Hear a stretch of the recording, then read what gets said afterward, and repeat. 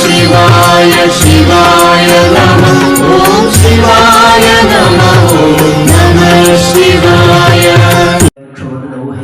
സംഭവേ ഉദ്വാഹവിദിനാസോപി പാണിഞ്ജഗ്നാകർഷിത നാട്രായണ്യ വരദനോക്തഗാനിം ഷവധ്വജ അഹം ഹരിസ്ത്വദാദ്യാവൈ മുനയസ്ത്രകാരണായ സർവേ സംസ്തുതിഭിർത്തോഷയാമസുരീശ്വരം സമത്സവോ മഹാനാസി നൃത്യജ്ഞാനപരസരാനന്ദം പരമം ജിപ്സവേ വീണാസുരാः കന്യാം ദത്വാർദ്ധാർത്ഥോ ആഭൂതദാനക്ഷോ ഹിമത്സുധാ ശിവാശിവപ്രസന്നോ ജനിലം മംഗളാലയം ഓം നമഃ ശിവായ ശ്രീ ശിവമഹാപുരാണേന്ദ്രിയായ സംവിധായ ദ്വിതീയ ശ്രീഖണ്ഡേ കന്യാദാനവർണ്ണനം നാമ അഷ്ടാദശോധ്യായ.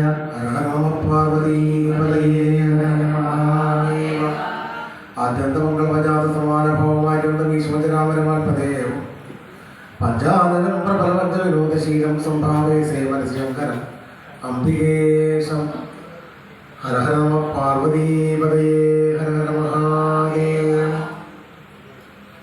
ലൗകിക ജീവിതം വിജയിപ്പിക്കാൻ വേണ്ടി നാം സ്വീകരിക്കേണ്ട സദാചാരങ്ങൾ എന്തൊക്കെയാണെന്നുള്ള ചോദ്യമാണ് പിന്നെ മഹർഷിമാർ ചോദിക്കുന്നത്. മഹർഷിമാർക്ക് ലഘു ജീവിതമൊന്നുമല്ല. ഒന്നാമത് ആധ്യാത്മിക ജീവിതമാണ് നമ്മുടെ ഭാരത സംസ്കാരം. ആധ്യാത്മിക ജീവിതം മോക്ഷമാണ് നമ്മുടെ ലക്ഷ്യം. മറ്റുള്ള മതങ്ങളെ പോലെ മറ്റുള്ള രാജ്യങ്ങളിലെ പോലെ സ്വർഗം കിട്ടണമെന്നോ നരകത്തിൽ പോകാതിരിക്കണമോ അങ്ങനെയൊന്നുമില്ല. നമ്മുടെ ആധ്യാത്മിക ജീവിതം നയിക്കുന്ന ജനതയാണ് ഭാരതഭൂമിയിലെ സനാതന ധർമ്മികളായിട്ടുള്ള നമ്മളെല്ലാവരും. അപ്പോൾ ഈ ലൗകിക ജീവിതം വിജയിപ്പിക്കാൻ എന്ത് ചെയ്യണം? മനുഷ്യന്മാരുടെ വലിയവരാണ്, എന്നാൽ ആധ്യാത്മിക ഉന്നതിയിൽ നിന്ന് വരാം. ഋഷികകൾ എന്നൊക്കെ പറയാം. ഋഷിമാരുടെ മധ്യമാന ഋഷികകൾ എന്നൊക്കെയാണ് പറയുക. അവർക്കറിയാം ഈ ജീവിതത്തിലെ വ്യർത്ഥത എന്താണെന്ന് അറിയാം. ഈ മനുഷ്യജന്മം ഈശ്വര സാക്ഷാത്കാരത്തിനുള്ളതാണെന്നും അറിയാം. അപ്പം എങ്ങനെയാണ് വർണ്ണാശ്രമ ധർമ്മങ്ങൾ എങ്ങനെയാണ് ആചരിക്കേണ്ടത്? അതിനെപ്പറ്റിയുള്ള ചോദ്യങ്ങൾക്ക് ആദ്യം തന്നെ ഇതുപോലത്തെ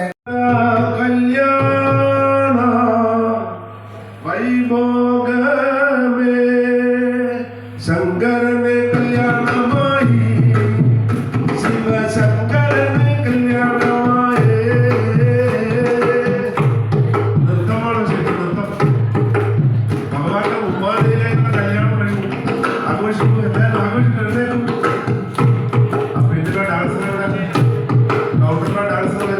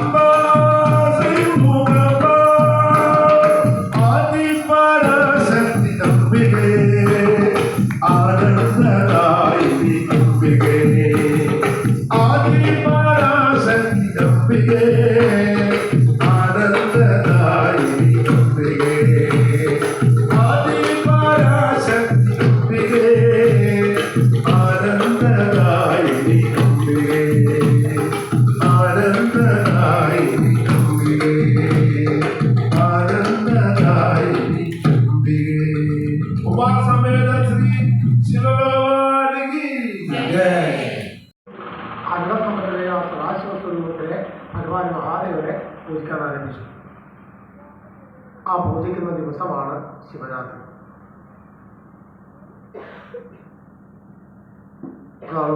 അതിന് നിങ്ങൾ വിശേഷ പൂജാവിധികൾ കൊണ്ട് എന്നെ സന്തുഷ്ടനാക്കി ദിനവേദ തഥപുണ്യം പ്രവക്ഷിത മഹത്തരം ശിവരാത്രി വിഖ്യാത തിഥിരേഷാമോ പ്രിയ.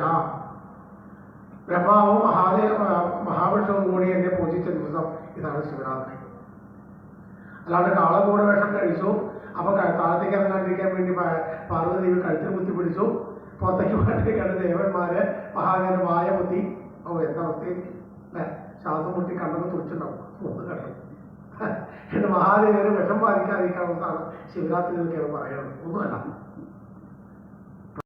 നീലകണ്ഠ സദാശിവ സുജാനവാസ ചിദംബരേശ നീലകണ്ഠ സദാശിവ സുജാനവാസ ചിദംബരേശ നീലകണ്ഠ സദാശിവ ഹരേ ബോലോ ഹരേ ബോലോ ഹരേ ഹരേ ബോലോ നാഥ ഉമാപദേ ശംഭോ ശങ്കര പശുപദേ ബോലോ നാഥ ഉമാപദേ ശംഭോ ശങ്കര പശുപദേ ബോലോ നാഥ ഉമാപദേ ശംഭോ ശങ്കര പശുപദേ ബോലോ നാഥ ഉമാപദേ ശംഭോ ശങ്കര പശുപദേ ബോലോ നാഥ ഉമാപദേ ശംഭോ ശങ്കര പശുപദേ.